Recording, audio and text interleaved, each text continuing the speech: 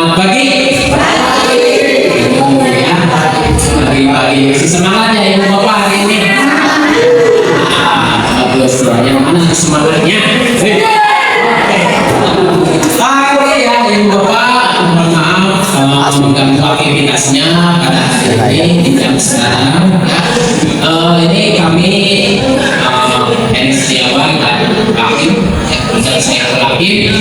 Di sini kami akan memaparkan budaya positif, di mana budaya positif ini akan diseminasi tentang pemahaman, menyebarkan pemahaman dan penerapan pengalaman budaya positif. Ini merupakan salah satu tugas dari kami berdua, CGP, Persatuan Guru Penggerak. Jadi kami dituntut untuk menyampaikan menyampaikan informasi tentang budaya positif kepada ibu bapak semuanya yang berada di sini ya. Oke, untuk awali kita kegiatan pada hari ini agar diberikan kemudahan kelancaran dalam ibadah, kita awali dengan bacaan basmalah bersama-sama. Oke, ibu bapak pernah atau mendengar atau kata budaya positif itu seperti apa? Apa budaya positif itu? Sebelumnya kita bapak saya bertanya dulu kepada ibu bapak, budaya positif. Mungkin ada yang mau berpendapat apa itu budaya positif?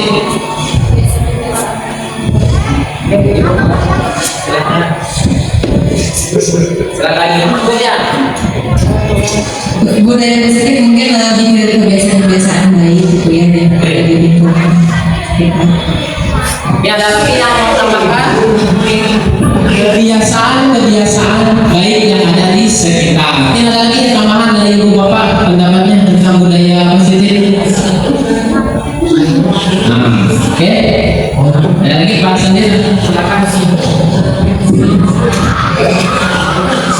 Kalau menurut saya budaya positif itu merupakan nilai-nilai ataupun karakter yang yang diberikan guru kepada siswa sehingga siswa tersebut menjadi sesuatu yang bermanfaat ataupun sesuatu yang bisa menjadi contoh pada orang lain. Itu mungkin salah satunya. Nilai-nilai yang ada pada diri siswa ya, ataupun kita juga ya sebagai guru mungkin bisa menerapkan budaya positif yang artinya bermanfaat bagi kita ataupun bagi peserta didik atau bagi kita semuanya. Oke lah ya, itu tentang budaya positif. Penting budaya positif di bawah. Oke lah ya, sangat penting budaya positif di sini, apalagi untuk sekolah kita di SMA yang bisa Utara ini ya. Oke, untuk selanjutnya, nah ini ibu bapak ya, untuk kegiatan hari ini itu ada 8 yang akan kami sampaikan ya, saya beserta dengan Pak Bujang Saiful lagi. Konsep inti budaya positif yang pertama adalah perubahan paradigma belajar, yang kedua disiplin positif, yang ketiga nilai-nilai kebajikan, yang keempat kebutuhan dasar manusia, yang kelima motivasi perilaku manusia, yang keenam posisi kontrol guru, 7 keyakinan kelas, dan yang terakhir 8 adalah segitiga restitusi. Nah inilah yang akan mungkin kami paparkan pada kegiatan pada hari ini, konsep inti dari budaya positif itu sendiri. Oke, ibu bapak selanjutnya, nah, masih semangat? Siap, masih semangat? Oke, pembelajaran dengan paradigma baru ya, pembelajaran paradigma baru ini ibu bapak pernah atau mendengar kalimat pembelajaran berpusat pada peserta didik dan pembelajaran berpusat pada guru. Oke, ada yang mau menyampaikan lagi? Nah, student center atau teacher center. Oke, ada lagi peserta? Oke. Ada juga ada yang mau berpendapat tentang pembelajaran itu, bagaimana pembelajaran student center dan teacher center ya. Jadi kalau pembelajaran student center itu anak akan lebih menggali potensi-potensinya, ya, menggali informasi itu diarahkan kepada anak. Kita hanya sebagai pembimbing memantau kegiatannya, ya. Tapi kalau dulu itu kan teacher center, ya, yang berpusat kepada guru itu ayo terus memberikan informasi kepada peserta didik, murid-murid ini teruskan informasi ini, berikan informasi ini lagi, berikan. Nah, tapi yang sekarang itu adalah misalkan student center, ya, pembelajaran berpihak kepada berpusat pada peserta didik atau siswa. Ibu, ketika pembelajarannya bagaimana, Ibu Bapak? Apakah sudah student center atau masih teacher center? Ada muslim, Oke, karena sudah teachernya sama, saya juga hampir sama seperti itu, ya. Ada yang pada siswa ataupun ya tetap materi-materi tidak semuanya itu bisa dibacakan oleh siswa, tapi tetap kan pada kita juga harus memberikan informasinya kita, ya. Nah, berarti ada kolaborasi, ya. Oke, pembelajaran paradigma baru. Ini pembelajaran paradigma baru ini pernah mendengar pembelajaran berdiferensiasi, ya. Sebenarnya berdiferensiasi.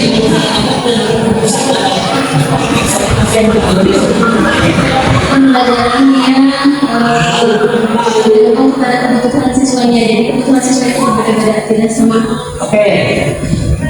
Pembelajaran berdiferensiasi dan pembelajaran sesuai dengan kebutuhan siswa, ya. Siswa berbeda-bedanya, tingkat karakternya, terus gaya belajarnya, ya. Karakternya tiap kelas pasti berbeda-beda, karakter tiap kelas juga, tiap orang tidak siswa juga berbeda-beda, ya. Tambah lagi dengan kebutuhan gaya belajar. Pernah mendengar gaya belajar? Gaya belajar apa saja? Auditory, visual, ya, 3 gaya belajar yang ada di pasar ini, ya. Jadi sesuai dengan kebutuhan belajar. Berdiferensiasi itu ada proses, produk, dan konten, ya. Proses, produk, dan konten. Nah, baiklah, bagi saya juga sebenarnya sudah menerapkan atau belum. Tapi ketika proses pembelajaran sebagai salah satu contoh, saya pernah dulu itu ke anak itu karena saya mau olahraga, ya, belajar olahraga, semua alat itu diberikan kepada anak. Ke kelas pembelajaran. Siapa? Ada yang bermain bola, ada yang bermain bola voli, ya, ada sepak bola, bulu tangkis atau apapun, ya, pembelajaran selain awalnya. Tapi saya CBS aja, coba kombinasi aja. Tapi, ya, memberikan kesempatan kepada anak, ya, mana yang mereka sukai, mana yang mereka pilih. Tapi ada ya, anu cali, ya, ayah itu mah tetap, tidak ada yang lain bermain, ini ada. Nah, berarti kita harus memperhatikan kebutuhan peserta didik. Jadi kan tugas kita adalah untuk menuntun, membimbing sesuai dengan kehendak dari Ki Hajar Dewantara, ya, filosofi Ki Hajar Dewantara. Itu adalah kita sebagai membimbing dan menuntun anak ke arah yang lebih baik, ya, supaya anak itu menjadi bahagia selamat, ya, bahagia dan selamat, ya. Oke, itu ya untuk pelajaran. Selanjutnya, nah di sini ada masih semangat ya? Iya. Disiplin positif. Nah, ya, disiplin positif. Kata disiplin ini biasanya identik atau dengan aturan, ya, jawabannya aturan terus sebagainya. Kalau istilah waktu boleh, terus apalagi tata tertib mungkin, ya. Oke, ada tata tertib lah mungkin. Nah, disiplin, kedisiplinan atau disiplin. Jadi disiplin ini berasal dari kata disiplin yang artinya adalah belajar, ya. Disiplin yang artinya belajar, ya, belajar. Jadi belajarnya itu nantinya adalah mengacu pada disiplin diri, ya, mengacu pada disiplin diri. Jadi awalnya itu adalah mungkin ada motivasi intrinsik lah, ya, dalam diri siswa siswa itu begitu ya, ataupun kita juga sama lah ya sebagai guru jadi disiplin. Nah, kedatangan kita sudah tepat waktu, siswa pun juga sama, kedatangannya tepat waktu atau tidak kehadirannya ya, nanti kita disiplin di sini. Nah, terus memiliki rasa tanggung jawab terhadap apa yang dilakukannya berdasarkan nilai-nilai yang dia yakini ya, berdasarkan nilai-nilai yang diyakini, ada rasa tanggung jawabnya ya, karena kata disiplin itu tanggung jawab ya, atau atas apa kegiatannya. Dari kata disiplin dan disiplin diri yang nantinya itu akan terbentuklah kata disiplin positif ya, dan ini akan bentuk disiplin positif. Sini yang merupakan salah satu cara penerapan disiplin yang bertujuan untuk menumbuhkan kesadaran serta memberdayakan peserta didik tanpa imbalan, penghargaan reward, ancaman atau hukuman ya. Nah, jadi ada data di sini ya, atau menumbuhkan kesadaran seperti yang tadi, kesadarannya dari intrinsik, dari dalam diri ya. Nah, mungkin sebagai salah satu contohnya, ibu bapak pernah melihat ataupun yang melakukan kepada murid kita ataupun murid kita yang berada di sini. Salah satu contoh ketika murid itu datang ke sekolah ya, jam 7.15 atau setengah 8 yang di SMA Negeri 1 Toraja ini, siswa harus berada di sekolah kan ya, harus berada di sekolah. Siswa itu jam 7.15 atau jam 7.30 itu sudah berada di sini. Nah, cuman ibu bapak pernah sadar atau ini dalam bertanya melalui siswa murid ya, apakah mereka itu datangnya itu karena kehendak sendiri atau karena ada tadi aturan atau ada tertentu, jadi mereka takut ya, atau ada seperti itu.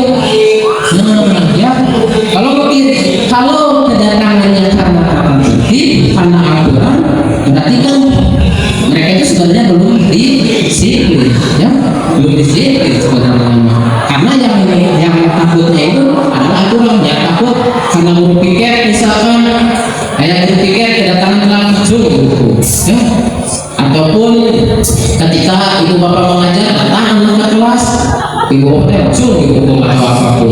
Nah, itu kan berarti ketakutannya seperti itu ya, jadi tidak ada dalam diri intrinsik dari dalam diri ya, sehingga nah belum terbentuklah seperti itu. Jadi makanya tugas kita ya di sini sebagai pendidik, tujuan kita adalah membentuk peserta didik yang memiliki disiplin diri sehingga mereka berperilaku mengacu kepada nilai-nilai kebaikan, universal, dan memiliki intrinsik dalam perubahan ke arah yang lebih baik. Nah, jadi makanya seperti yang tadi ketika siswa datang itu tidak terpaku ke dalam aturan atau tempat tertib sekolah, tapi atas kesadaran dan tanggung jawab sendiri bahwa mereka datang ke sini adalah untuk siap belajar ya, seperti itu. Oke, selanjutnya ya ibu bapak, di sini ada nilai-nilai kebajikan ya, nilai-nilai kebajikan. Apa ya nilai kebajikan itu? Apa nilai kebajikan? Nah, di sana sudah ada nilai yang disepakati bersama ya, nilai yang disepakati bersama lepas dari suku, bangsa, agama, bahasa maupun latar belakangnya. Jadi tidak terpaku kepada suku, agama, latar belakang ya, apapun. Ini adalah nilai-nilai kebajikan, ada nilai yang disepakati bersama ya. Nah, di sini sebenarnya nilai-nilai kebajikan ini banyak sekali ya, banyak sekali, tapi yang saya paparkan di sini hanya mengambil 3 saja ya, yang mengambil adalah 3 saja. Profil pelajar Pancasila, Ibo Primary Years Program PYP atau dan keterampilan didik. Nah, seperti yang tadi, nah ataupun profil pelajar Pancasila ya, di awal ada pembelajaran diferensiasi yang nantinya itu ataupun ketika pembelajaran itu harus siswa itu memiliki sikap profil pelajar Pancasila ya. Satu, beriman bertakwa kepada Tuhan yang Maha Esa dan berakhlak mulia. Ya, ini salah satu dari profil pelajar Pancasila. Beriman. Nah, kita kan alhamdulillah ya, kita di sini semuanya agama Muslim. Ya, terus beriman kepada Allah. Ya, siswanya itu dengan menjalankan seperti kebiasaan pada kegiatan hari di sini, ada sholat doa bersama, bersama, terus sholat berjamaah ataupun kegiatan-kegiatan yang lainnya yang menunjukkan keimanan dan ketakwaan ya pada Tuhan yang Maha Esa sesuai dengan visi kita ya SMB kita.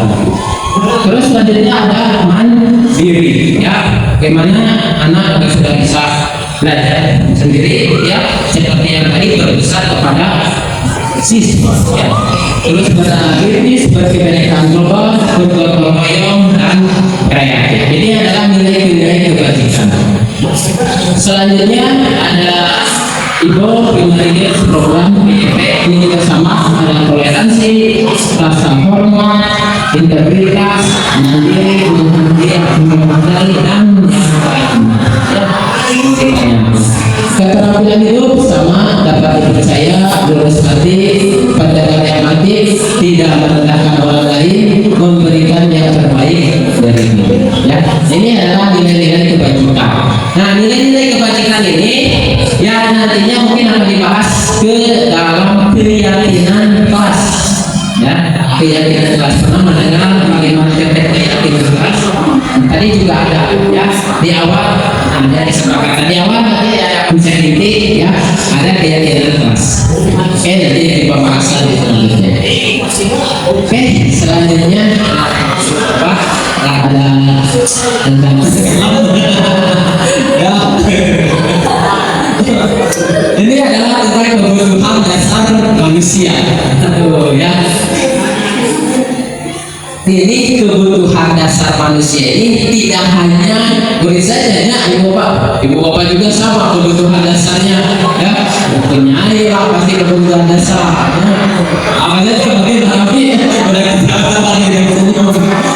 tadi kebutuhan dasar manusia adalah segala sesuatu yang kita lakukan untuk mendapatkan apa yang kita inginkan ya. Seluruh tindakan yang kita lakukan memiliki tujuan tertentu dan semua usaha terbaik yang kita lakukan adalah dalam rangka agar kebutuhan kita terpenuhi. Nah, misalkan kalau anak adalah murid ataupun kita juga tidak terpenuhi, apa yang terjadi kebutuhan dasarnya? Ya, apa ya? Gimana? Ya, tadi kalau tidak terpenuhi, kalau tidak terpenuhi kebutuhan dasar manusia khususnya pada diri pasti akan ada rasa malu, terus menyesal, kemudian ada rendah diri yang mengakibatkan hilangnya semangat, kemudian kepercayaan diri.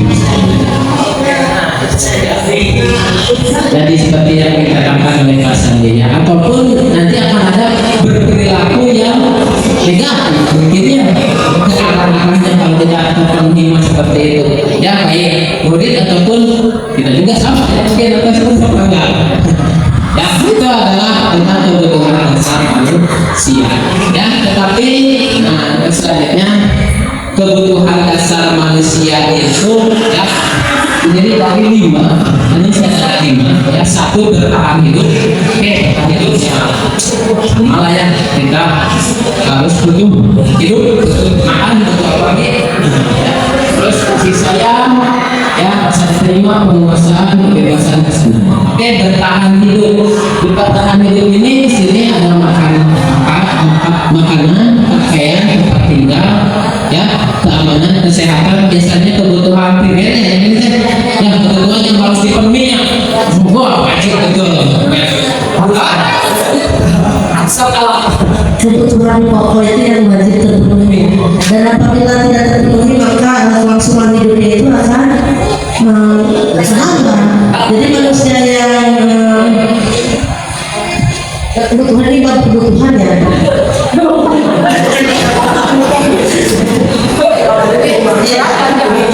Dalam ekonomi yang makmur itu adalah manusia yang bisa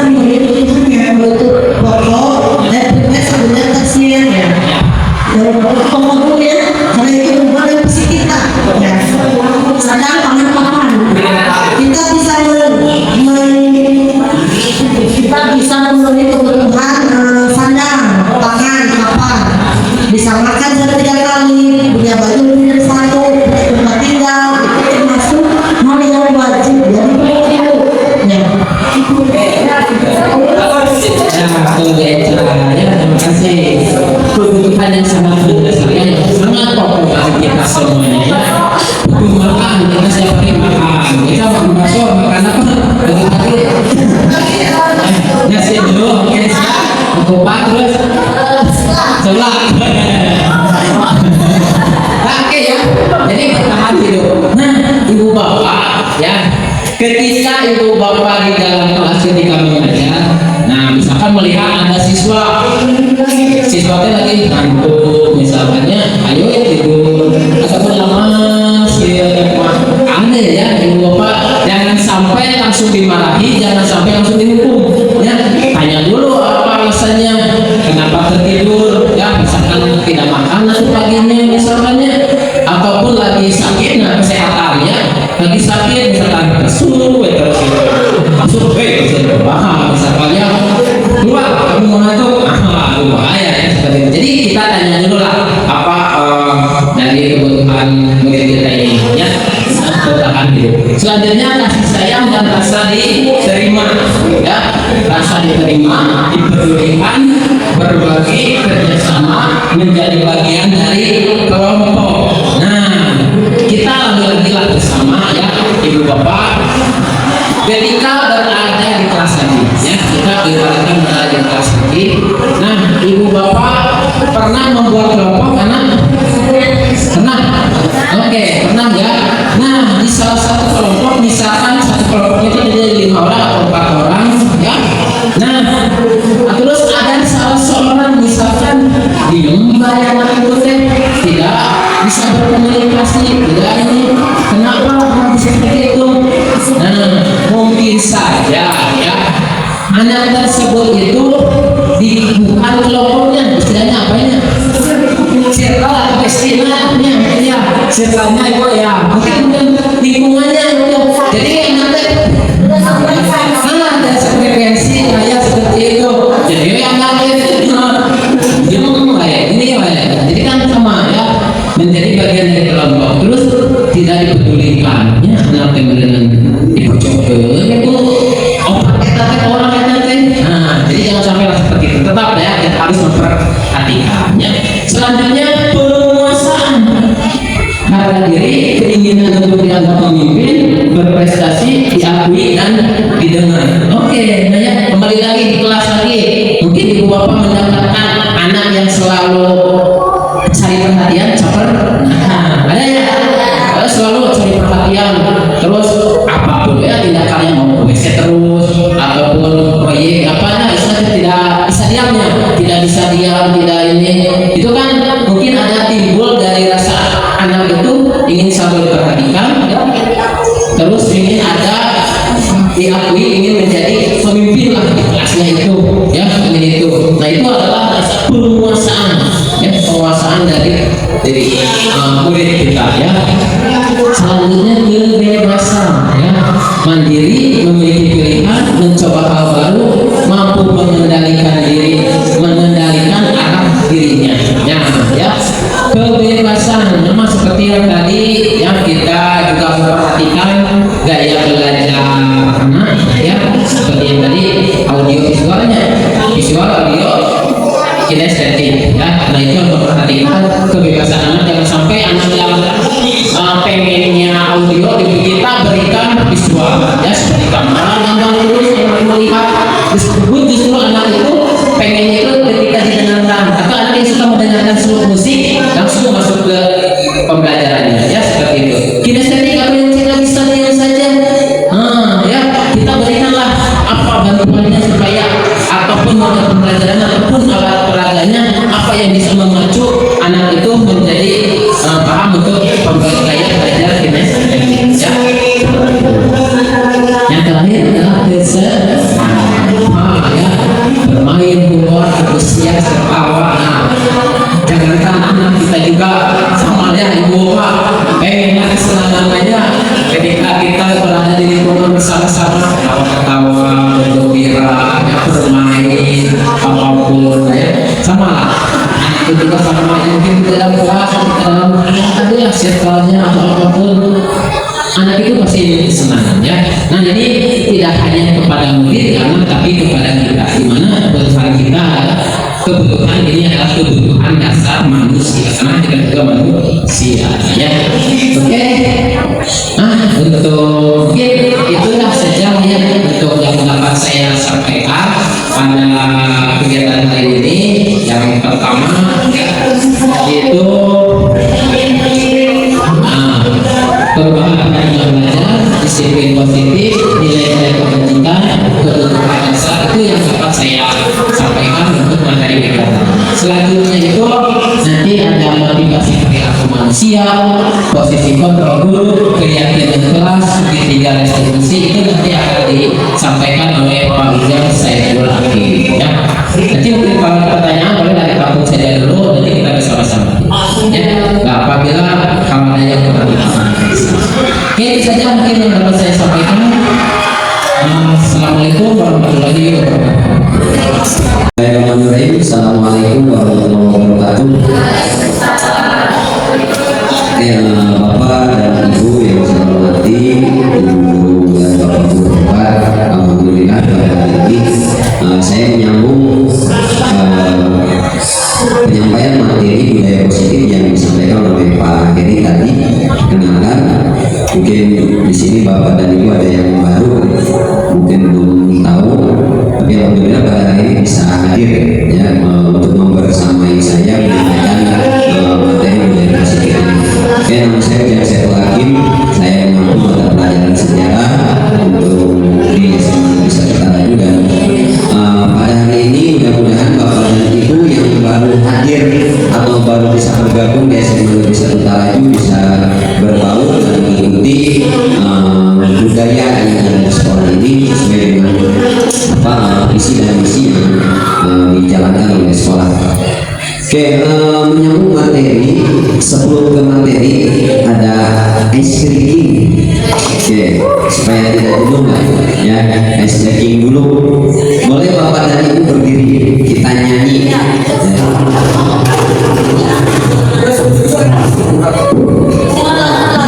Ya, berdiri Bapak. Nyanyiannya buka tutup, bertepuk tangan, buka tutup, bertepuk tangan, digulung-gulung, lalu tersenyum, digulung-gulung, lalu tertawa, dah, bisa, supaya tidak terlalu jenuh ya. Oke, kita mulai 1, 2, 3, buka tutup, bertepuk tangan, buka tutup, bertepuk tangan, digulung-gulung, lalu tersenyum, digulung-gulung, lalu tertawa.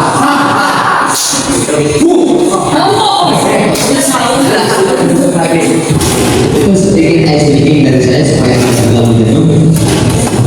Oke, kita menyambung dari materi dan nanti dari akhir ada ice breaking lagi, cuma ice breakingnya agak beda dari yang lain. Mungkin nanti bisa ketahuan seperti apa.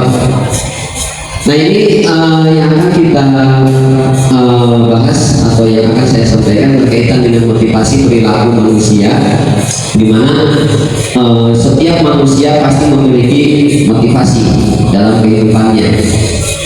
Apapun itu, bagaimanapun mereka, khususnya pada siswa atau murid-murid kita yang ada di sekolah, biasanya ketika melakukan atau datang ke sekolah pasti memiliki motivasi. Cuma motivasi di sini ada dua yang motivasi ekstrinsik, ada yang motivasi intrinsik. Cuma menurut Gus bahwa motivasi itu terbagi 3. Yang satu, pertama itu untuk menghindari ketidaknyamanan atau hukuman. Biasanya kalau orang atau siswa khususnya melakukan sesuatu hal yang dia inginkan atau melakukan sesuatu yang memang seharusnya dilakukan, ada yang biasa rasanya ingin menghindari hukuman.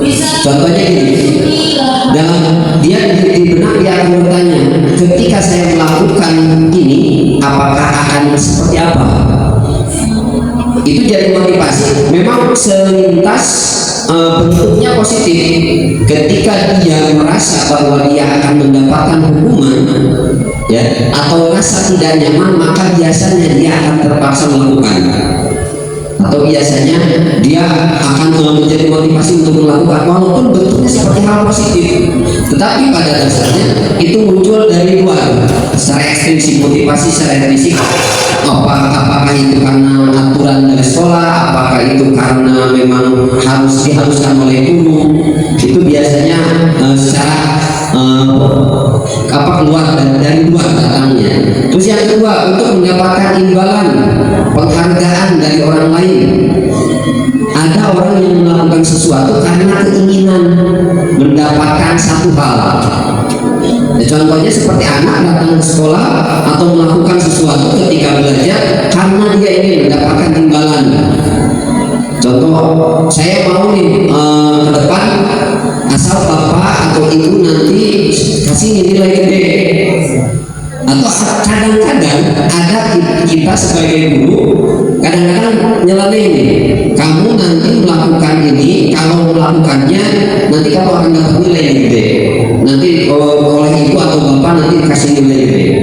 Nah itu sebenarnya bisa tertanam dalam diri anak, ya, ketika dia ingin melakukan sesuatu pasti dia ingin terus mendapatkan imbalan. Itu secara ekstrinsik, dan itu mungkin kita sendiri pernah melakukannya. Nanti kamu nih, kamu tugasnya baru masuk nih, nanti kalau masuk tugas nilainya kamu ibu atau bapak tambah nih. Nah itu biasanya jadi motivasi anak, cuma memang tidak sesuai, ya.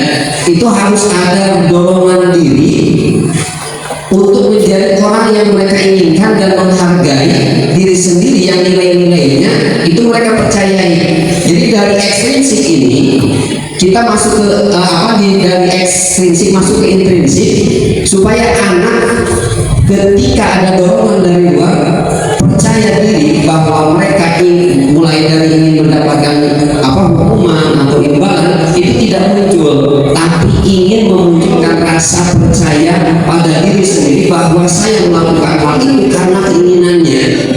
Ini motivasi, dan itu bisa kita lakukan dengan cara kita terus membimbing anak, seperti yang tadi disampaikan oleh Pak Heri, bahwa memang anak itu harus dibimbing sesuai dengan kodrat zaman dan alamnya, yang sesuai dengan filosofi Ki Dewantara. Ya zamannya seperti ini, kita sebagai guru belajar juga dengan zaman yang sekarang kita lakukan. Alamnya kita juga belajar dengan alamnya.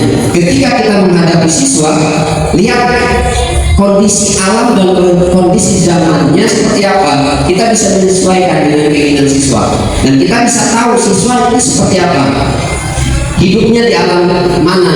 Kadang-kadang gini Pak, pernah kita berpikir bahwa anak itu, kalau dulu orang tua dulu, saya di zaman saya sendiri lah, walaupun saya belum terlalu tua, ya kan, belum terlalu tua, tapi di usia saya dulu di tahun 98 tahun 94 di usia kelas 3 SD, ya 93 itu saya pernah di waktu usia SD kelas 3 itu, kalau tidak bisa melakukan suatu hal, contoh oleh guru nih, di kelas, kamu silakan ke depan tulis soal ini jawabannya apa, berdiri ke depan, ditulis salah, pasti suruh berdiri.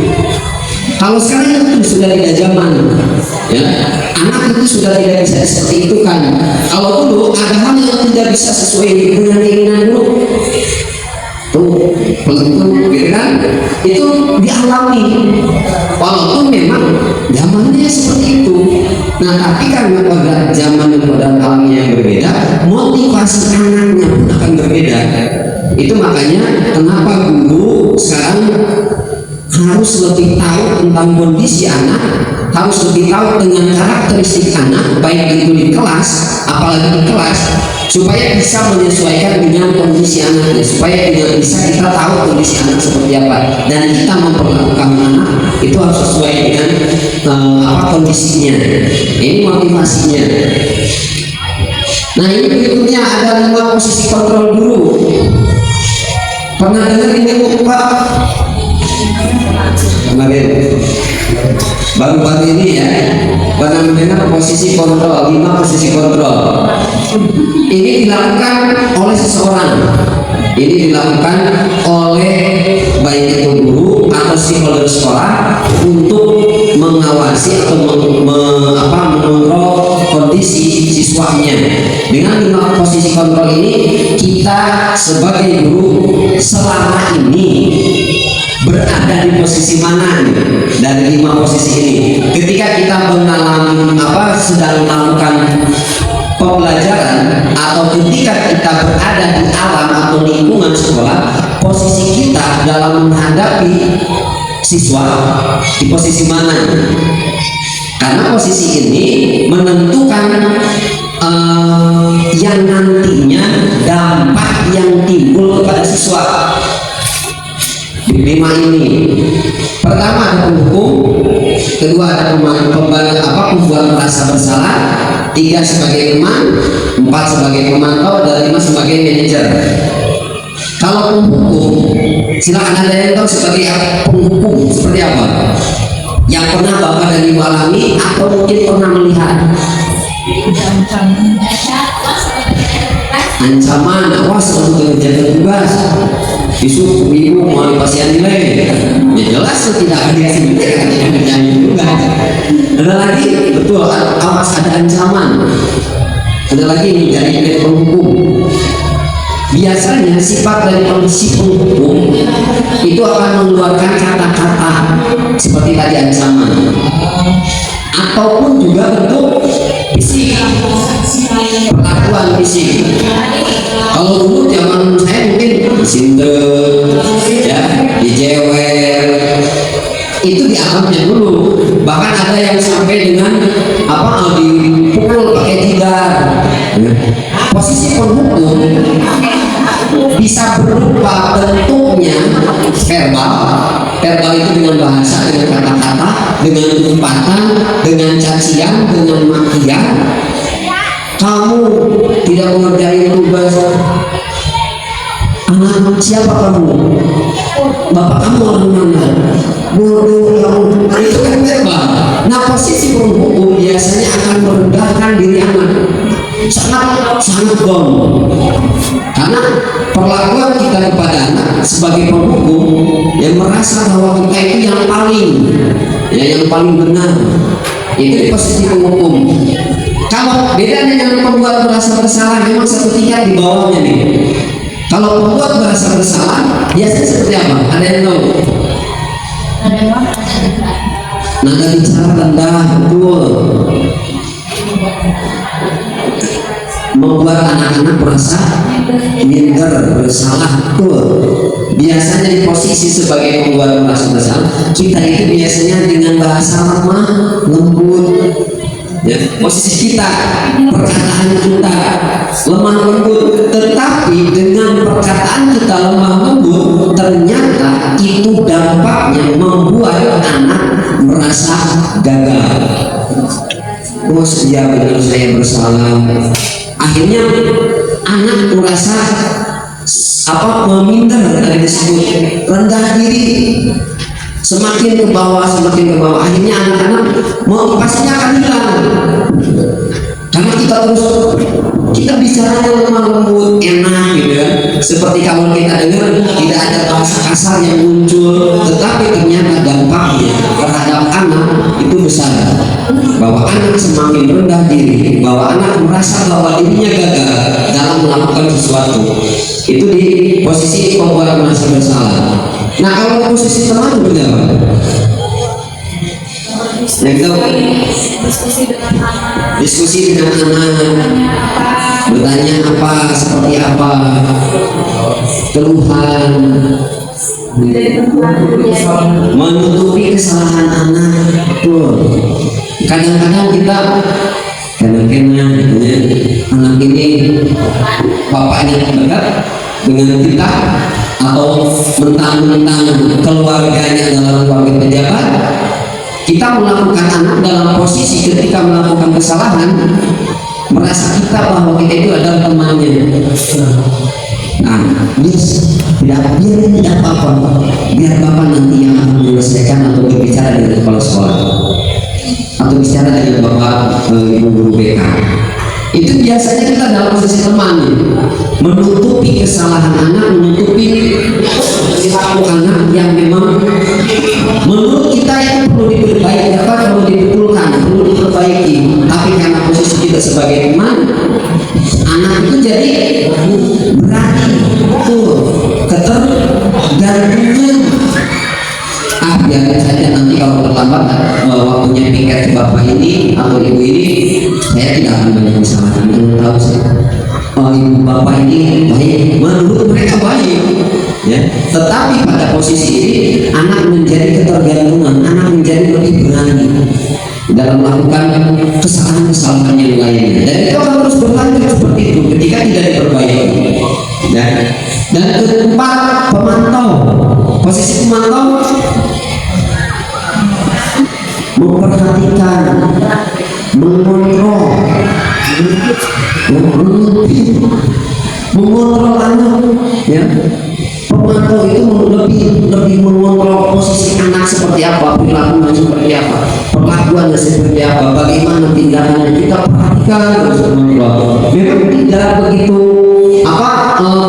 dari yang lainnya atau tidak begitu rendah dari yang lain. Anak posisinya sebagai memantau kondisi perilaku yang dilakukan oleh anak atau kegiatan yang dilakukan oleh anak.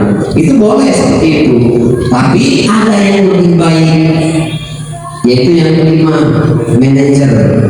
Posisi manajer bisa berlaku baik itu sebagai teman atau sebagai pemantau. Posisi manajer. Cuma pada posisi manajer ini, bapak dan ibu akan meminta pertanggungjawaban kepada anak apabila melakukan suatu hal ataupun kesalahan. Contoh seperti ini.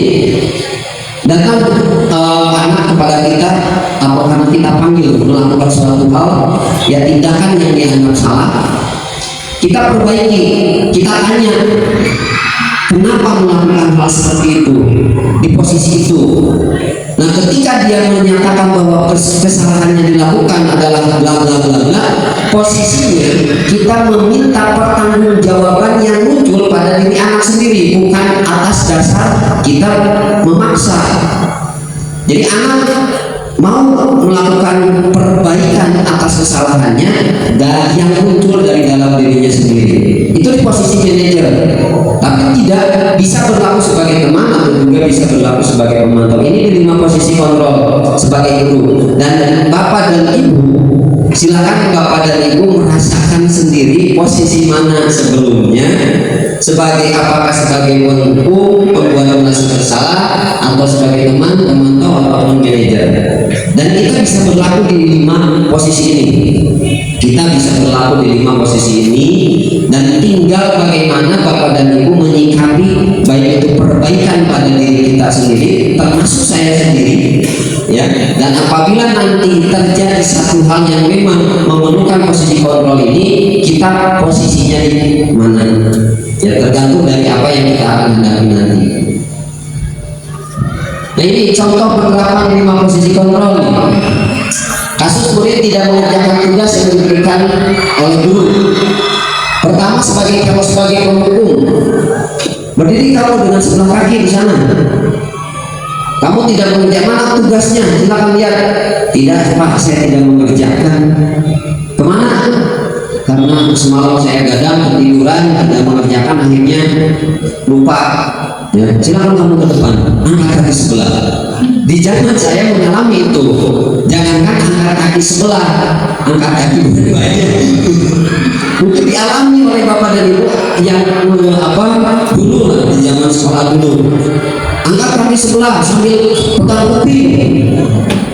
Itu di posisi penghukum. Nah, kalau membuat merasa bersalah seperti ini, kesekian kali sudah ibu atau bapak ingatkan, kamu senang ya melihat bapak terus-terusan bertindak seperti ini. Bapak itu tidak mau kamu seperti ini. Apabila nanti kamu gagal dalam melakukan sesuatu, bagaimana nanti kamu di masa depan? Terus saja diulang-ulang kepada anak. Ya, kan kamu cita-citanya ingin jadi dokter. Jadi dokter kok seperti ini kamu berlakunya? Harus disiplin dan lain sebagainya. Kita anak-anak seperti merasa dia adalah orang yang bersalah. Nanti posisinya akan yang merasa seperti orang yang rendah diri. Ini di posisi penghukum dan penggugat merasa bersalah. Nah, ini sebagai teman. Ketika di kelas kita ngajar, ayo dong kamu kerjakan tugasnya. Nanti kalau sudah selesai kita main game. Jangan main game dulu ya. Sekarang silakan kamu kerjakan dulu ini. Nanti selesai baru kita main game. Atau kamu jangan seperti ini. Atau kamu silakan kerjakan dulu. Sambil kita ternyata sambil tersenyum. Ya senyumlah pada anak. Kamu gak apa-apa. Walaupun gak ngerjain tugas juga, nanti kamu di akhir dengan bapak membimbing lagi. Seperti kita menjadi teman pada anak itu, ya. Dan ini di posisi pemantau. Kamu sudah melakukan kesalahan dan sudah mengetahui konsekuensinya. Sekarang selesaikan dan segera kumpulkan. Itu dalam hal mengerjakan PR nih. Dipantau terus si anak, diminta bahwa dia itu sudah tahu kalau konsekuensinya tidak mengerjakan PR apa, karena sudah ada kesepakatan di dalam kelas, bisa diselesaikan dan segera dikumpulkan ketika anak mengerjakan, tapi dengan cara kita pantau. Sebenarnya tidak itu bagus, ya. Tapi nah ini yang lebih baik ketika anak tidak mengerjakan tugasnya. Apakah kamu tahu kesalahan kamu? Keyakinan kelas apa yang kamu langgar dan apa yang akan kamu lakukan untuk menyelesaikan? Biasanya kita tanya dulu posisi anak dalam melakukan kesalahan, dalam ketika tidak mengerjakan tugas yang ditugaskan oleh guru, itu kenapa? Kita cari tahu identitas kesalahannya dari mana. Terus tahu bahwa keyakinan kelas yang dibuat, keyakinan kelas itu adalah salah satu bentuk aturan yang dibuat untuk dilaksanakan di dalam kelas sesuai dengan kesepakatan. Nah, di dalam keyakinan kelas, contoh keyakinannya keyakinan kelas yang dilanggar kamu itu apa? Apakah itu tentang kedisiplinan? Apa itu tentang menghormati, ya, menghargai? Itu keyakinan kelas. Nah, ketika tahu keyakinan kelasnya, silahkan kamu bertanggung jawab. Apa yang perlu kamu tanggung jawab dari ketika tidak mengerjakan tugas? Saya mau mengerjakan tugasnya sekarang. Itu muncul dari anak, dari diri anak sendiri, tanpa harus kita paksa, tanpa harus kita hukum, ya. Ini salah satu contohnya. Nah, Bapak dan Ibu, monggo.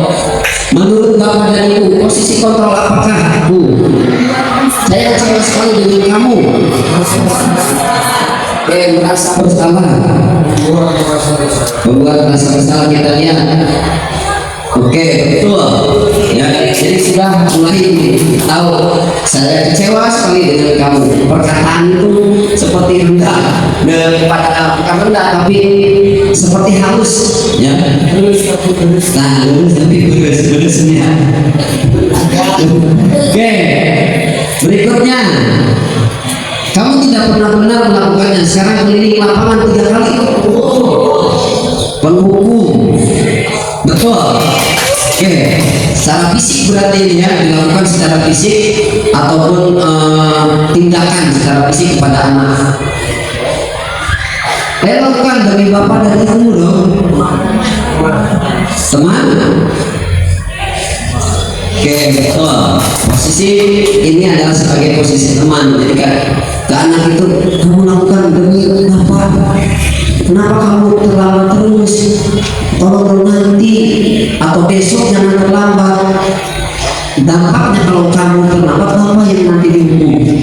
Ibu yang nanti akan diminta pertanggungjawaban oleh kepala sekolah. Ya nanti besok lagi. Sekarang tidak akan bapak catat kesalahan kamu. Besok jangan diulangi. Itu salah satu bentuk posisi kontrol sebagai teman. Bentuk contohnya. Kamu terlambat 15 menit. Apakah kamu sudah mengerti konsekuensi yang dilakukan bila terlambat? Manajer.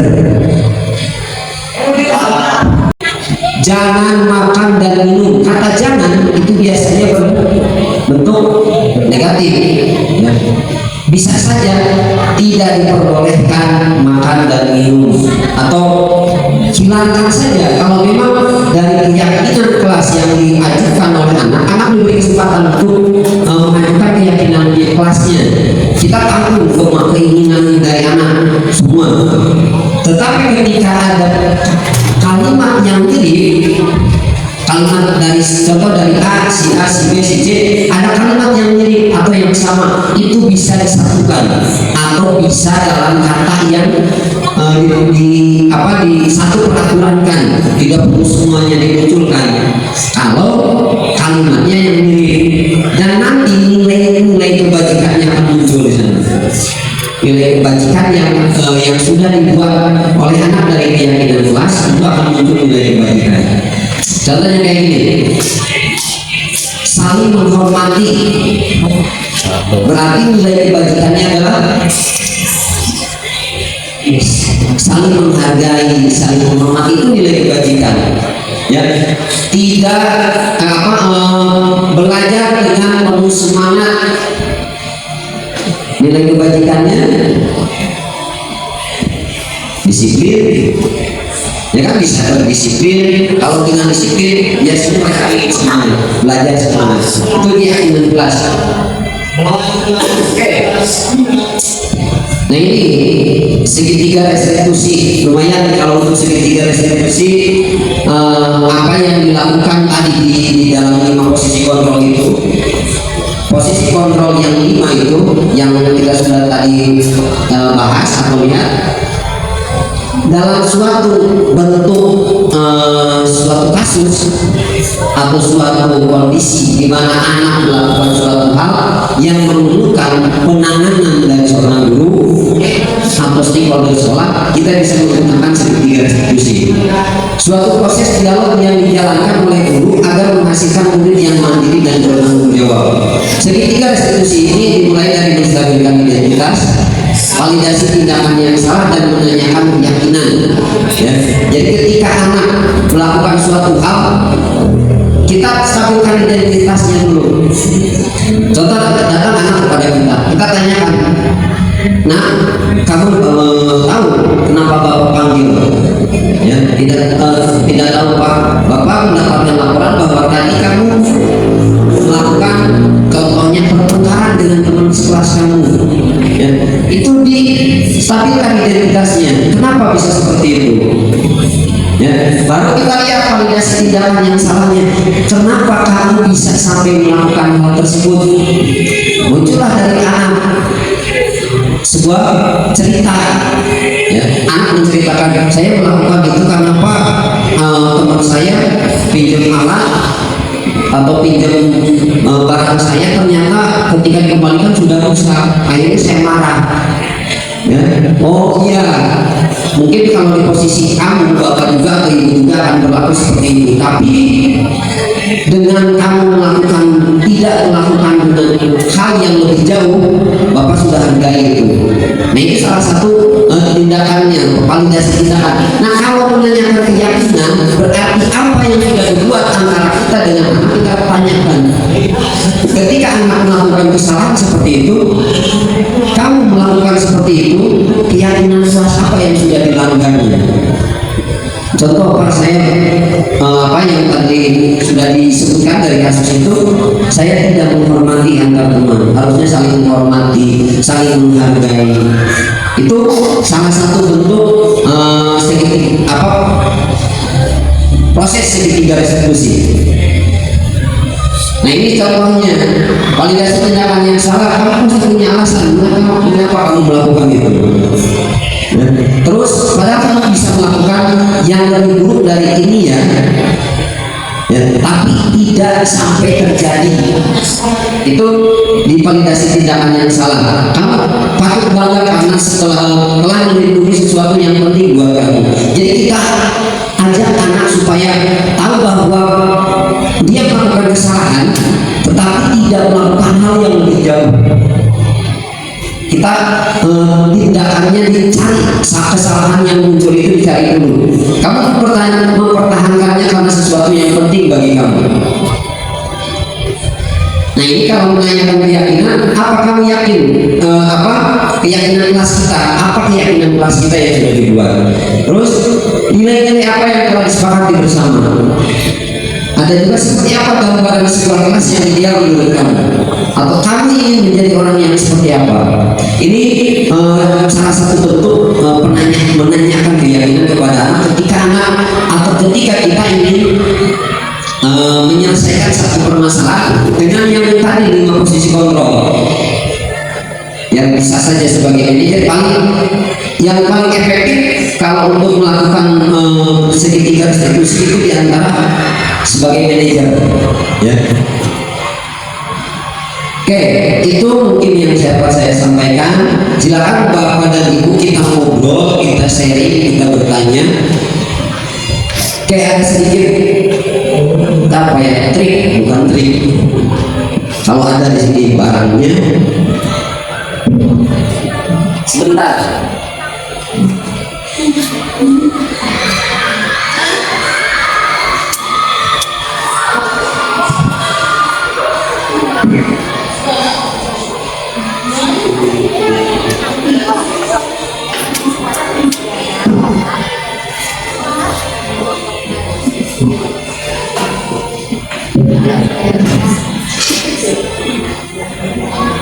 Boleh sambil ngobrol. Apa ada yang mau ditanyakan, ada yang ingin dipahami, silakan kita sharing saja, diskusi saja.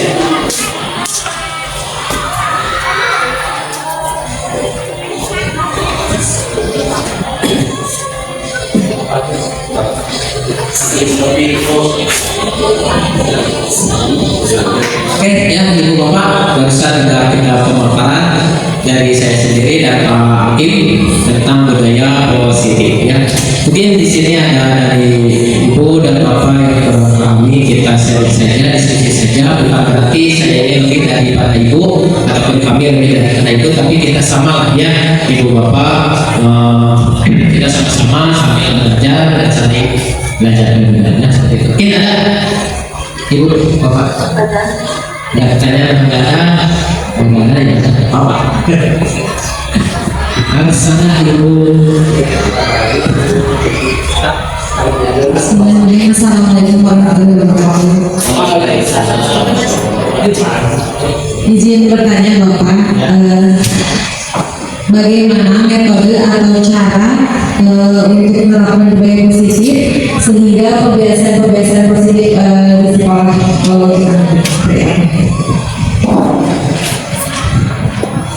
bagaimana cara metode untuk penerapan budaya positif di sekolah ya.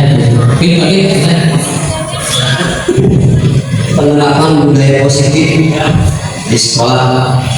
Sebenarnya penerapan budaya positif ini bisa dilakukan oleh seluruh, diawali jadi dilakukan oleh pihak dari kita sebagai guru atau stakeholder sekolah, karena salah satu bentuk baik itu pemberian contoh kepada anak biasanya harus dilakukan oleh orang yang ingin memberikan contohnya. Nah, budaya positif ini kalau memang tapi memang harus dilakukan supaya guru-guru atau supaya murid melakukan sesuatu yang memang seharusnya dilakukan. Contoh seperti ini, kalau tadi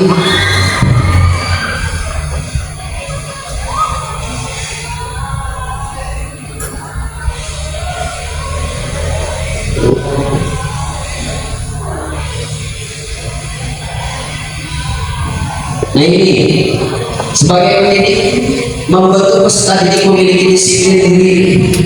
Kalau tidak berawal dari gurunya atau tidak berawal dari stakeholder sekolah, itu bisa saja anak bisa mengikuti apa yang dilakukan guru. Contoh seperti ini, sekolah memberikan aturan bahwa guru itu harus datang jam 7, ya.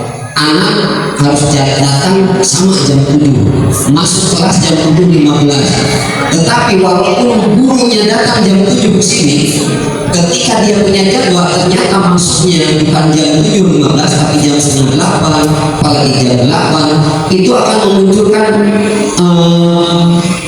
pemikiran anak bahwa guru melanggar apa yang sudah disepakati.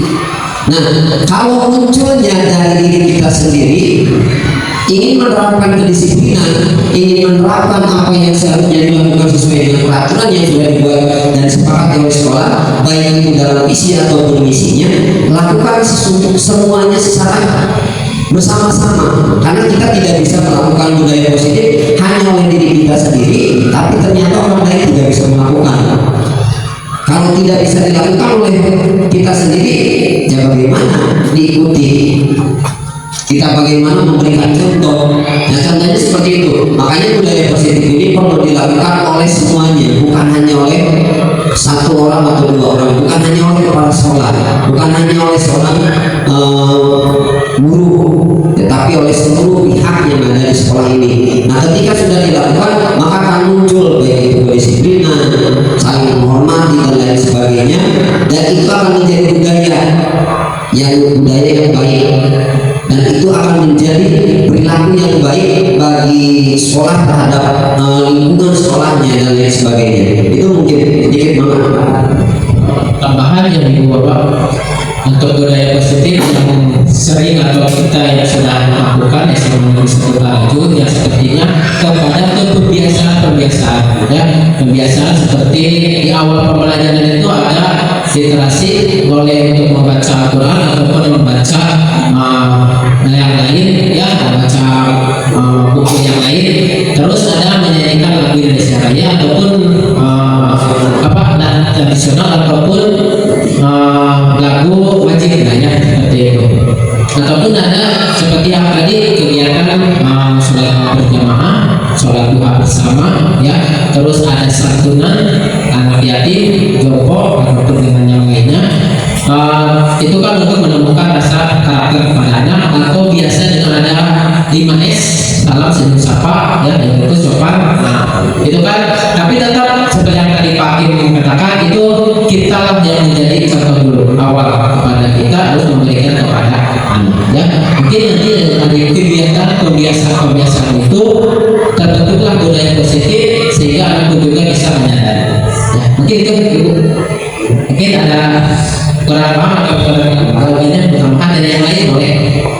ya, karena sama kalau seperti yang tadi Pak Heri bilang, memang di sekolah kita sudah dilaksanakan ya, secara budaya positif sudah dilaksanakan, tapi ya kita tidak bisa memungkiri bahwa ada sebagian orang yang memang bukan tidak mau melakukan, tetapi belum tumbuh kesadaran secara diri sendiri. Contoh seperti anak, kalau biasanya di setiap hari Kamis ada pembiasaan budaya positif itu duha berjamaah, duha bersama-sama di masjid, baik itu putra ataupun putri. Anak biasanya ketika dia sudah tahu bahwa Kamis itu di jam sesuai dengan jamnya dia harus ke masjid, tetapi tetap guru harus berkeliling. Tapi anak yang memang masih di dalam kelas atau yang bahkan memang sama sekali dia tidak mau, kita giring. Setelah digiring, apakah itu efektif atau tidak? Tergantung. Ketika kita giring ke masjid, anak ternyata yang dihadapi anak yang ada yang menerima atau menyambut anak ke masjid ternyata hanya satu guru, dua guru. Oh, ternyata gurunya juga nggak ada. Saya saya giring datang ke masjid suruh sholat duha tapi ilmunya tidak ada. Nah itu terjadi. Nah makanya kenapa tadi saya bilang bahwa kita perlu memberikan contoh terlebih dahulu.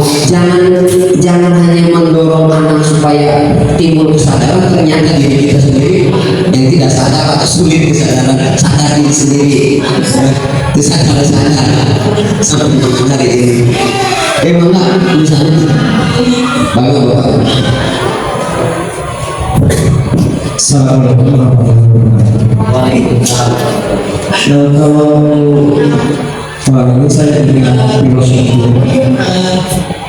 Buritus sebagai petani yang mengolah tanahnya. Kalau kita ingin murid kita mendapatkan atau cara kita menerapkan disiplin positif sekolah itu tergantung kepada gurunya sendiri.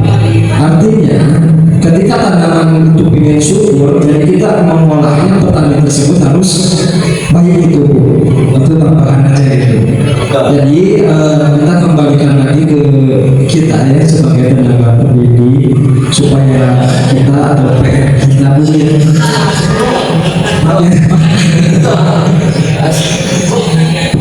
cuma pendapat pun.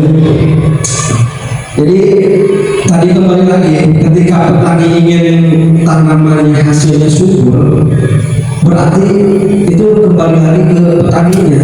Kalau anak didik kita supaya mendapatkan nilai positifnya bagus, itu kembali lagi ke diri kita ya sebagai tenaga pendidik. Jadi betul sekali itu tutorialnya seperti apa, imam Nikolodon, imam dia mau ngasih itu seperti apa. Jadi kita harus benar-benar penerapan dalam setiap waktu, baik itu di masyarakat, di pemerintah ataupun di khususnya di lembaga pendidikan pendidikan. Oke, tambahan seperti itu. Terima kasih. Ya terima kasih Pak, betul sekali seperti apa yang disampaikan di dalam filosofi Ki Hajar Dewantara bahwa kita harus membimbing atau mengarahkan anak sesuai dengan kodrat alam dan kodrat zamannya, di mana posisi anak itu atau posisi kita itu diibaratkan sebagai petani. Guru itu sebagai petani, betul sekali. Kenapa sebagai petani? Petani itu dalam mengolah tanahnya dia lebih tahu kondisi dalam menanam, walaupun dia menanam padi, menanam cabai, menanam jagung, dia tahu cara mengolahnya, cara menanamnya, perlakuannya seperti apa kalau ke padi, perlakuannya seperti apa kalau ke cabai atau ke jagung. Kenapa harus seperti itu? Makanya kenapa harus sesuai dengan kodrat alam dan kodrat zamannya pada anak kita mendidik. Karena ini sama seperti yang Pak Nabi tadi sebutkan bahwa guru itu harus tahu kepada anak posisi anaknya seperti apa. Kalau anaknya yang diperlakukan contoh seperti padi, yang diperlakukan seperti padi, jangan seperti jagung. Walaupun sama-sama perlu diolah ataupun perlu dipupuk, ya. Tetapi kalau kita menanam padi sesuai perlakuannya, padi mulai dari mengolah tanah sampai dengan nanti panen disesuaikan dengan bentuk ataupun perlakuan padi yang akan menjadi padi, ya, atau hasilnya akan muncul sesuai dengan keinginan kita. Tapi kalau diperlakukan seperti jagung, bisa tumbuh, bisa, tetapi tidak akan maksimal sesuai dengan keinginan kita. Betul Pak tadi menyebutkan bahwa bagaimana perlakuan kita sesuai. Kalau dalam bahasa Sunda ataupun bahasa Jawa kita, melar cabai jadi cabai, melar bonteng jadi bonteng, ya. Melar kade jadi kade, melar goreng jadi goreng, gitu. Ya, itu sesuai dengan peribahasa dalam bahasa Sunda. Oke, itu ada tambahan maka baik. Oke, pesannya maka.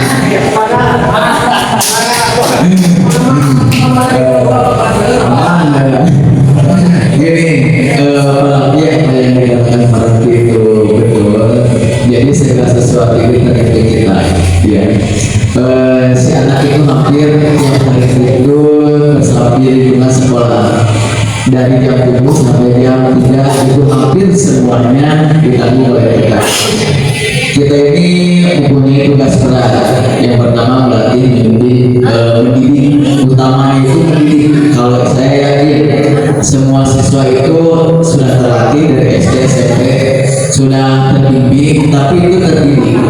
Jadi yang paling berat itu adalah mendidik para pihak. Jadi saya juga sependapat dengan para pihak bahwasanya di sekolah ini itu kita tuh tugas itu bukan hanya cuma mengajar saja gitu, tapi bagaimana kita untuk mendidik supaya nanti dalam hal karakter, budi pekerti dan sebagainya nanti bisa diimplementasikan di lingkungan sekitar.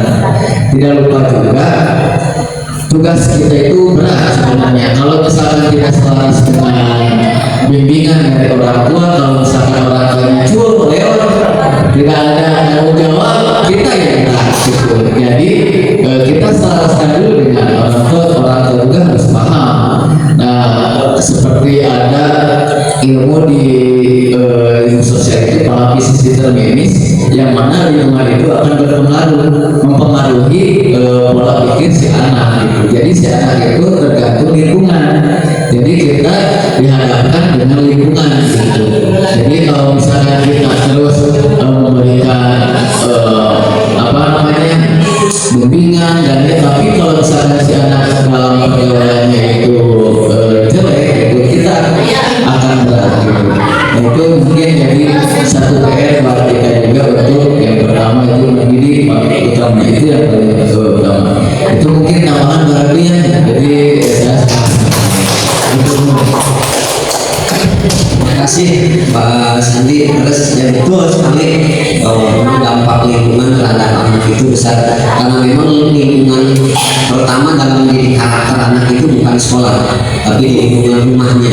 Ya makanya kenapa kita sebagai pendidik, khususnya tadi kata Pak Sandi betul bahwa kita yang lebih berat itu adalah mendidik, karena mendidik itu salah satu yang hal yang memang tingkatannya dari pengajaran itu lebih tinggi. Kalau mengajar mungkin kita cukup dengan transfer ilmu itu sudah bisa terlihat bahwa kita mau mengajar atau mengajar. Tetapi kalau untuk mendidik memang cukup berat, tapi memang harus dilakukan.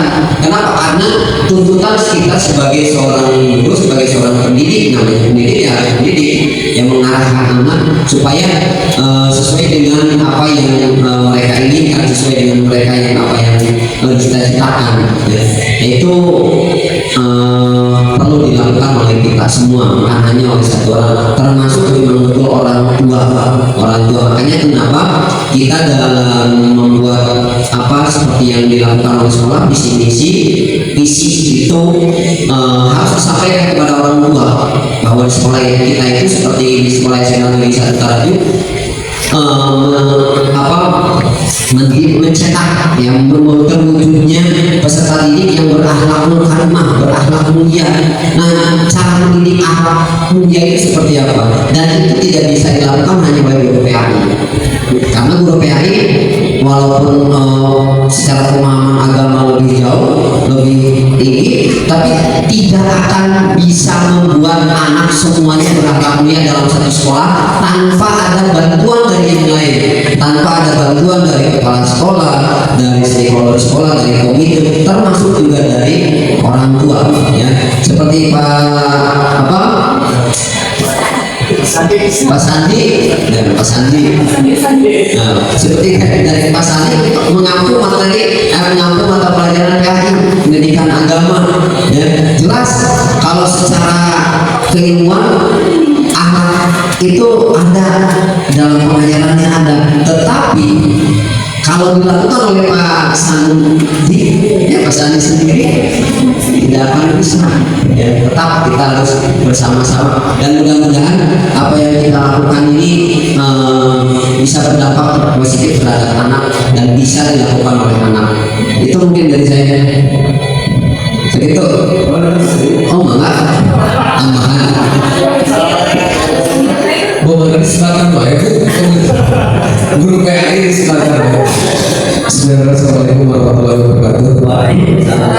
Karena ini baru di sisi positif yang saya naik ke 5 posisi kontrol dulu.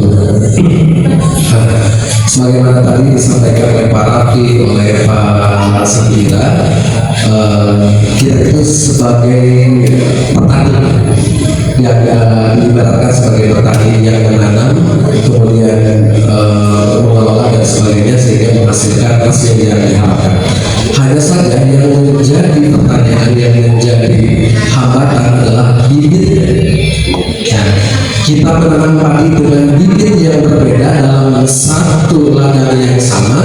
Nah, mungkin ini ada di 5 posisi kontrol guru.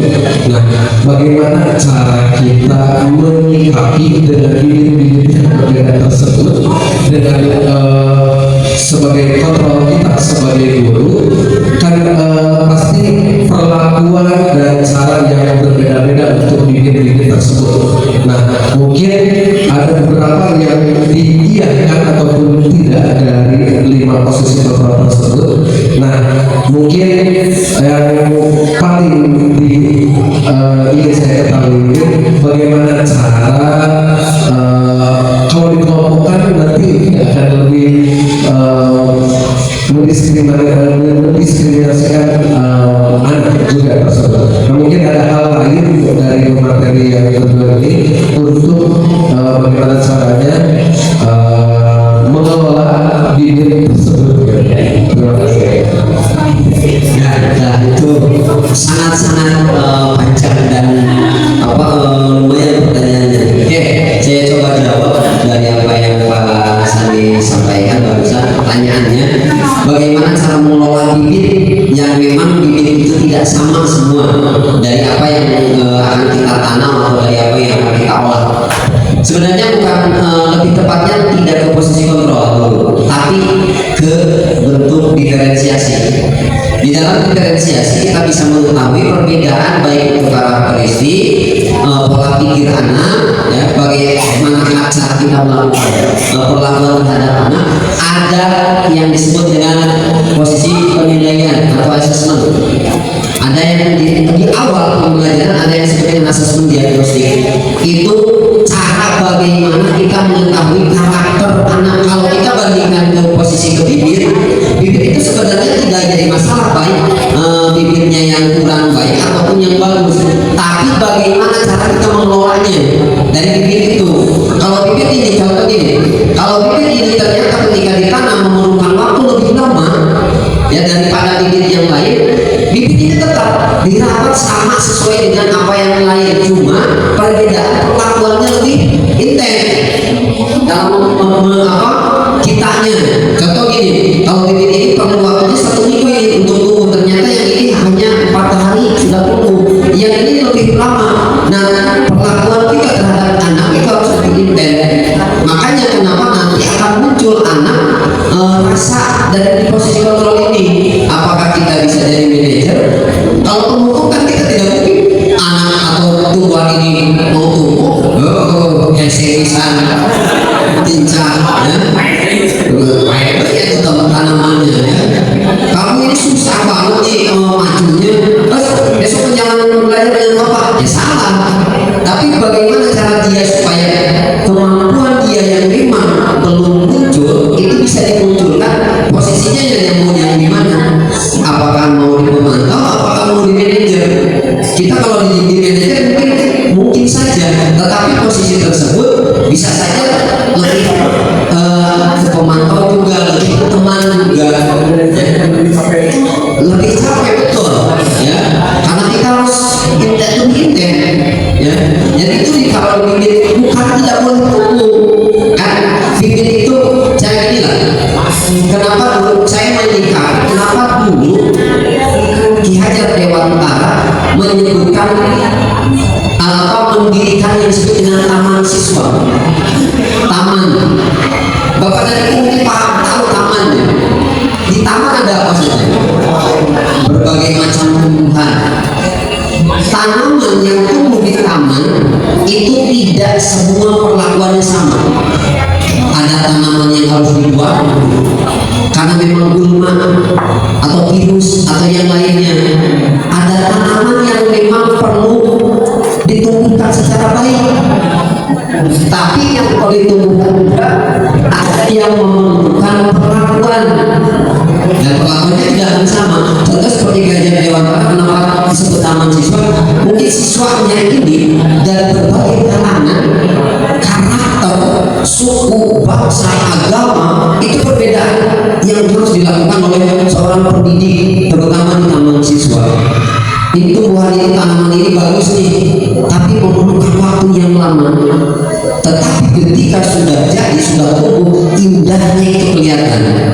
Seperti bunga mawar walaupun berduri, ketika dipandang nyaman, enak dilihat, walaupun berduri, ya, tetapi perlakuan kepada duri itu harus seperti apa?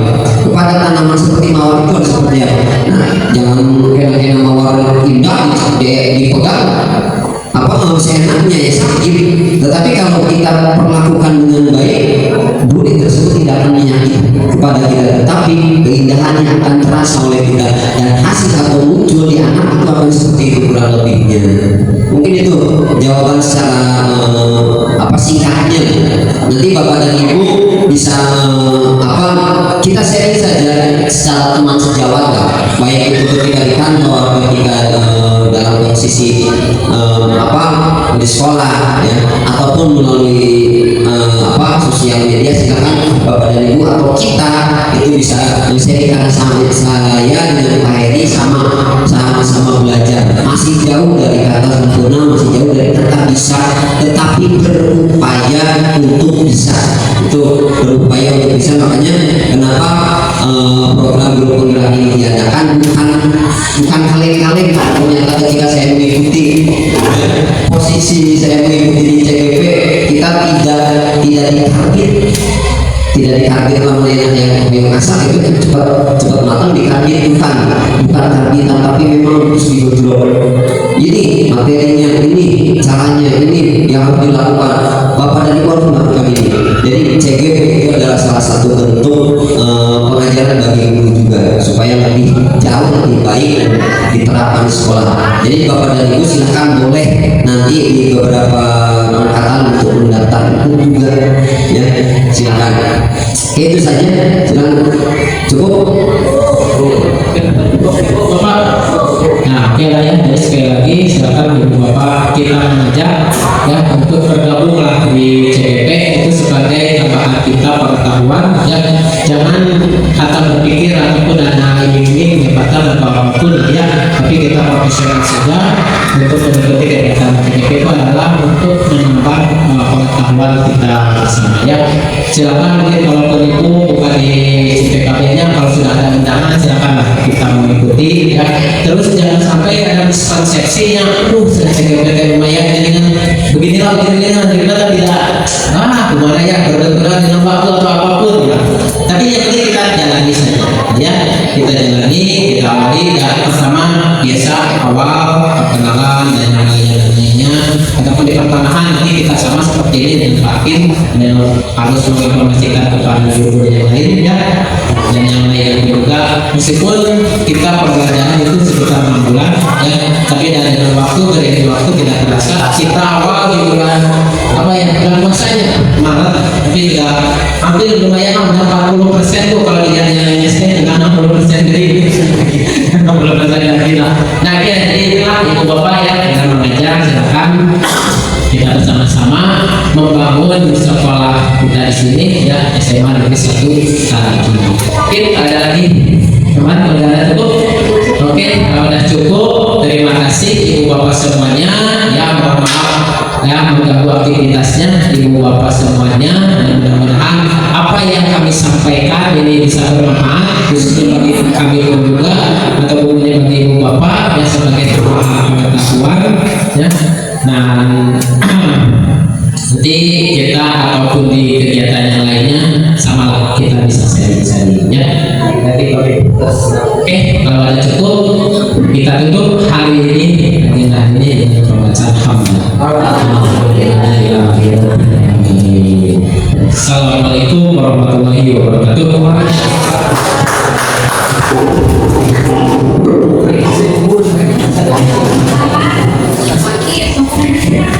Teman-teman,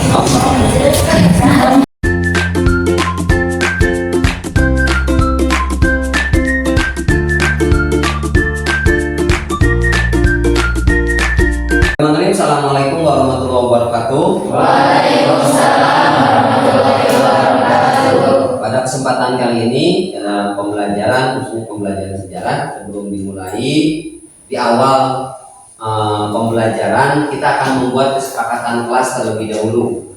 Kenapa? Karena kesepakatan kelas itu sebagai salah satu bentuk pernyataan kalian, ya, ataupun peraturan yang dibuat di dalam kelas yang nantinya akan digunakan atau akan dijalankan oleh kalian masing-masing, ya. Dan apabila ada dalam keyakinan kelas itu terjadi istilahnya kesalahan, ya, ataupun perbuatan yang melanggar dari keyakinan kelas, maka konsekuensinya itu kita sudah tentukan. Kapan? Ya sekarang. Nah, keyakinan kelas dibuat sebagai salah satu bentuk acuan untuk kalian melaksanakan kegiatan pembelajaran dengan baik. Silahkan tuangkan keyakinan kelas kalian, keinginan kalian dalam belajar mau seperti apa, ya. Apakah mau belajar contohnya saya mau belajar jangan di ruangan saja tapi harus di luar. Nah, itu tuangkan, tuliskan. Nah, Bapak sediakan ini, ya, kertas tempel ini, nanti tulis di sini hasilnya, silahkan kalian tempel di papan tulis. Kita akan nanti simpulkan dari setiap keyakinan kelas yang ditulis, kita simpulkan, ya. Oke, silakan isi masing-masing, tuliskan keyakinan kelas yang ingin kalian tuangkan atau laksanakan.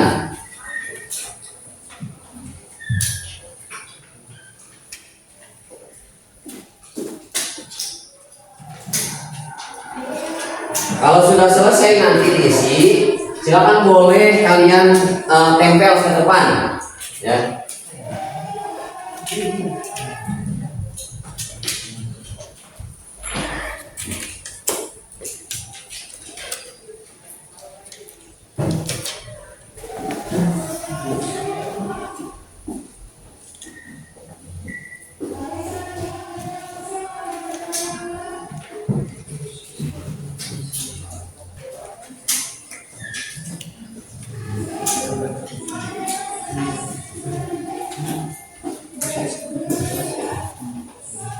Silakan tuangkan idenya atau keinginannya mau seperti apa. Kalau sudah selesai silakan boleh tempel di sini di papan tulis sticky note-nya. Sudah? Sudah. Cok, silakan boleh tempel di sini.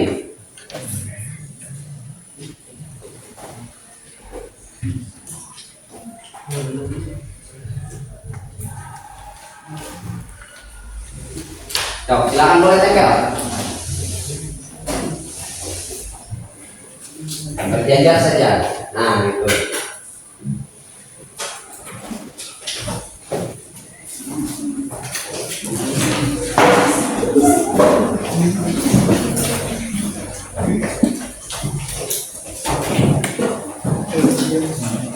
Boleh di bawah, boleh.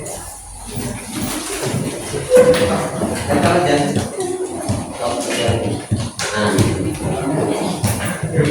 baik.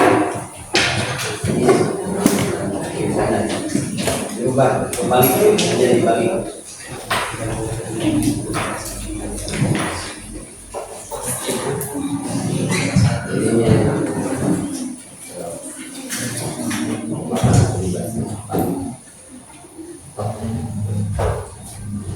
Sudah semua? Oke. Ini hasil kalian berkaitan dengan keyakinan kelas. Oke, Bapak bacakan satu persatu, nanti kita simpulkan kata positif ya di dalam keyakinan kelasnya. Ini ada yang menyebutkan jangan menyerah belajar, ya. Terus ada ingin belajar di luar, tidak di kelas mulu, ya, atau tidak di kelas mulu. Jadi boleh kita sekali-sekali di luar. Boleh minum di dalam kelas. Ada juga memperbolehkan memakai gadget pada saat pembelajaran untuk mencari informasi. Ya, disiplin, datang ke sekolah tepat waktu. Tidak boleh tidur saat guru menerangkan. Menghormati guru sedang di dalam kelas. Tidak boleh main HP saat ada guru. Keinginan saya ketika belajar itu selalu ada ice breaking supaya tidak jenuh. Ya boleh. Keinginan saya adalah bersemangat dalam belajar. Dan juga keinginan ke sekolah jangan terlambat, ataupun di sini harus tepat waktu, ya, makan dan minum di kelas. Sempatkan belajar di luar kelas agar tidak bosan, belajar dengan tertib. Nah, dari sekian banyak keyakinan kelas yang kita buat ini, kita akan simpulkan dengan kata positif. Ya, contoh di sini, ini kan menyebutkan jangan menyerah. Jangan itu kata yang menjurus ke negatif. Kita positifkan. Artinya jangan menyerah belajar. Ada yang hampir sama. Ya, ada yang hampir sama dengan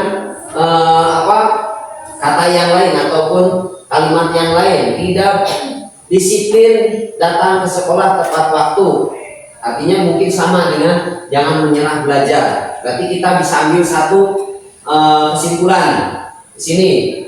Apa bisa dikalimatkan dari jangan menyerah belajar atau disiplin datang ke sekolah tepat waktu? Terus ada juga jangan terlambat datang ke sekolah. Kalau dipositifkan berarti tepat waktu, datang ke sekolah.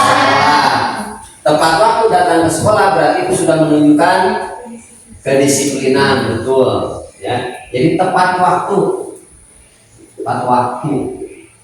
datang ke sekolah itu satu yang pertama ya. Terus ingin belajar di luar, tidak pergi kelas, ada juga yang sama tadi ya. Artinya boleh belajar di luar kelas ya. Bisa seperti itu? Bisa. Jadi dengan waktu tertentu boleh belajar di luar kelas. Nah, ini ya, yang lainnya pun sama. Kesepakatan nanti ini harus ditaati. Jadi kesepakatan kelas ini harus ditaati oleh semuanya. Ada juga di sini jangan tidur ketika guru menerangkan, atau tidak boleh tidur saat guru menerangkan. Tidak menggunakan HP saat guru menerangkan. Kalimat positifnya seperti apa?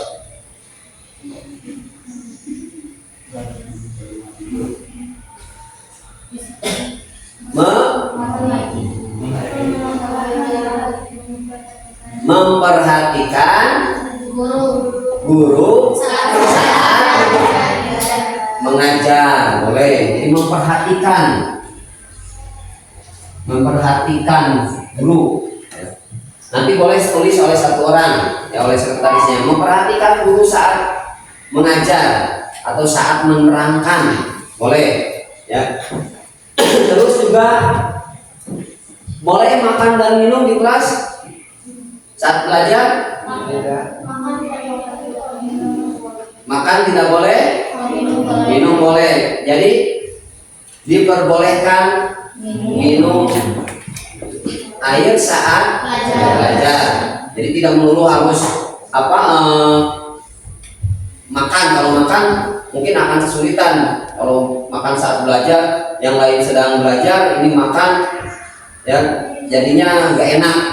Ya, tapi minum boleh, sekali minum boleh. Terus ada yang lain, belajar dengan tertib, boleh tidak? Harus, berarti ya belajar dengan tertib. Terus aktif dalam belajar, harus ya aktif dalam belajar. Artinya kalian boleh aktif saat belajar ataupun berpendapat ya. Semua siswa, contohnya semua siswa diperbolehkan untuk mengutarakan pendapatnya. Oke, itu kesepakatannya yang tadi kita buat. Silahkan kalian ingat-ingat dan oleh sekretaris silahkan tulis. Nanti kita akan tampang di dalam kertas yang nanti disusun untuk di kelas ini ya, yang nanti setiap orang bisa baca keyakinan kelasnya dan hasil dari baca itu harus dilaksanakan. Mungkin itu saja untuk pembuatan keyakinan kelas dari Bapak. Mudah-mudahan kalian bisa menjalankan keyakinan kelas itu. Terima kasih. Assalamualaikum warahmatullahi wabarakatuh. Waalaikumsalam warahmatullahi wabarakatuh.